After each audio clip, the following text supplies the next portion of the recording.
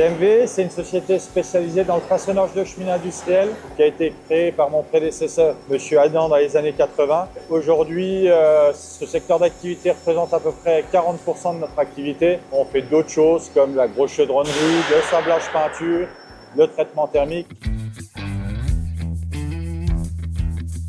Donc moi j'ai repris la société en 2009, il y avait 6 personnes, c'était une structure qui était dans un secteur quand même de niche. Je faisais un peu tout, la gestion, la peinture, le soir, enfin voilà. Et en fait j'ai fait évoluer l'outil de travail, les conditions de travail. On a ouvert les différents secteurs d'activité et aujourd'hui on peut dire que j'ai multiplié grossièrement mon chiffre d'affaires par 3 en 15 ans.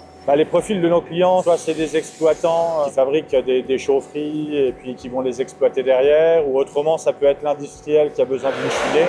Nous on travaille sur plan, on fait pas de chantier, donc disons qu'on va aller fabriquer beaucoup de pièces pour des gens qui font de la maintenance. On recherche particulièrement, c'est les chaudronniers, voilà, avec une certaine expérience, puisque on fabrique quand même des grosses pièces, c'est quand même spécifique. On fait beaucoup de cylindriques, donc c'est des gens qui manipulent les pièces cylindriques et qui cylindrent. J'ai également besoin de soudeurs, mais également de gens non formés, puisqu'à partir du moment où les gens sont motivés, voilà, dans l'industrie, chacun a sa place. En fait, j'étais en école de routier, mais j'ai voulu rentrer en activité et commencer à travailler. Parcours pro, trieur, machiniste, chauffeur d'engin. Et puis après, licencié en 2020. Donc à partir de 2020, plein de petits jobs pour trouver du boulot. Donc du coup, j'ai postulé plusieurs fois. Mais bon, sur la pile de CV, j'étais pas toujours le premier. Donc quand j'ai su qu'il y a une place qui se libérait, je suis venu directement déposer mon CV et ma lettre de motivation. J'ai fait 3 jours en binôme avec un de mes collègues de travail, donc en formation au plasma. Manœuvre chaudronnier, en fait, c'est beaucoup plus du débit. On fait un petit peu de tout. Aujourd'hui, je peux faire de la découpe plasma. Demain, de la scie. Demain, faire de la laine de verre sur les conduits de cheminée. M'occuper de ranger un peu l'atelier. On fabrique de super belles choses et puis c'est des projets énormes, quoi.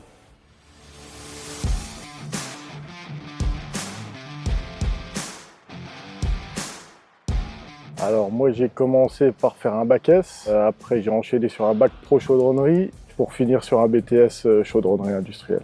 Ensuite je suis venu directement à CMV et ça fait maintenant presque 10 ans que je suis ici. C'est surtout que j'ai découvert le métier un peu sur le tas. Moi c'était faire STAPS, plus dans le sport, ça n'avait rien à voir.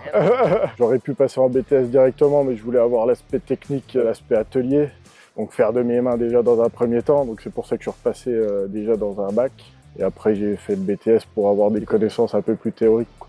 Alors moi mon rôle c'est de chapeauter entre les plans et l'atelier, donc je vais faire tout ce qui est préparation de plans, la conception, et après c'est moi qui vais donner le travail dans l'atelier, donc je vais faire aussi le planning, tout ce qui est contrôle qualité, c'est très varié en soi. C'est moins pénible maintenant aujourd'hui grâce aux machines. Ça nous permet de gagner en compétitivité, c'est se diversifier un maximum, quoi.